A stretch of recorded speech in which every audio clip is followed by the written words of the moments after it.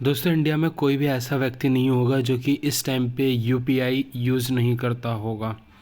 अगर हम बात करें तो यूपीआई इंडिया में बहुत ही ज़्यादा फेमस है और बहुत सारी ऐसी कंपनियां हैं जो आपको यूपीआई की फैसिलिटी फ्री में देती हैं, चाहे वो फ़ोनपे हो, चाहे गूगल पे हो, चाहे पेटीएम हो। और इसके अलावा और भी बहुत सारी कंपनियां हैं जिनकी मदद से आप आसानी से यूपीआई का यूज़ करके पेमेंट जो है वो इधर से उधर कर सकते हैं, ट्रांसफ़र कर सकते हैं किसी को।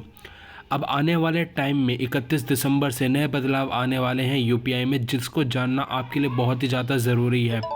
तो फटाफट वीडियो को शुरू करते हैं और देखते हैं कि ये बदलाव जो है वो क्या है और ये आपको फ़ायदा पहुंचाएंगे या नुकसान। फटाफट वीडियो को शुरू करते हैं। तो सबसे पहले अगर हम बात करें तो एनपीसीआई जो कि national payment corporation of India है, एनपीसीआई जो कि यूपीआई को जो है देखती है, तो उन्होंने अपना एक नया रूल जो है वो अनाउंस कर दिया है। और ये रूल जो है वो ऑटो पेमेंट को लेकर है और ये रूल सबसे ज़्यादा बेनिफिट करने वाला है ग्राहकों को। अब यहाँ पर अगर हम बात करें तो असलियत में होने वाला क्या है, फटाफट वीडियो देख लेते हैं इस चीज़ को। तो दोस्तों, होने वाला ये है कि जैसे जनरली अभी क्या होता है कि अगर मान लो आपने कोई ऑटो पेमेंट जो है वो सेटअप किया है, मान लो फ़ोनपे पे, और कोई दूसरा ऑटो पेमेंट सेटअप किया है गूगल पे, तो अगर आपको अब कोई भी ऑटो पेमेंट में चेंज करना है तो आपको उसी स्पेसिफिक ऐप को खोलना पड़ेगा।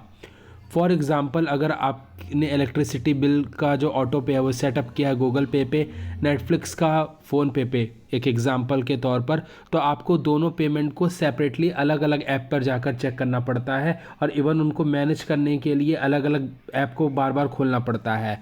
और अगर आप उसमें कोई चेंजेस करना चाहते हैं, मान लीजिए आप फ़ोनपे से सारा डेटा गूगल पे ट्रांसफ़र करना चाहते हैं ऑटो पेमेंट का, या गूगल पे से फ़ोनपे पे, तो इसके लिए आपको पहले एक ऑटो पेमेंट कैंसिल करनी पड़ेगी उस ऐप पे, फिर दूसरे ऐप पे जाके दोबारा लॉगिन करके वहाँ पे ऑटो पेमेंट को सेटअप करना पड़ेगा। तो ये सारी झंझट को ख़त्म करने के लिए एनपीसीआई ने अब ये कह दिया है कि 31 दिसंबर से नए रूल लागू हो जाएंगे और उस रूल में अब यूज़र को ये बेनिफिट मिलेगा कि वो सारे अपने ऑटो पेमेंट एक ही ऐप में देख सकते हैं। और वो ऐप कौन सा होगा? वो सारे ऐप में दिखेगा। मान लीजिए कि अगर आपने अपना इलेक्ट्रिसिटी बिल का ऑटो पेमेंट फ़ोनपे पे सेटअप किया है, नेटफ्लिक्स का गूगल पे, तो अगर आप गूगल पे खोलेंगे तो वहाँ पे दिखाएगा कि आपने फ़ोनपे पे इलेक्ट्रिसिटी बिल का ऑटो पेमेंट सेटअप कर रखा है। और अगर आपको मान लो कोई कंपनी पसंद नहीं आती है तो आप उस कंपनी से डायरेक्टली दूसरी कंपनी पे अपना ऑटो पेमेंट ट्रांसफ़र कर सकते हैं बिना किसी दिक्कत के। मान लीजिए फ़ोनपे से गूगल पे ट्रांसफ़र करना है, बड़ी आसानी से आप कर पाएंगे ऑटो पेमेंट को ट्रांसफ़र और कोई भी दिक्कत नहीं होगी।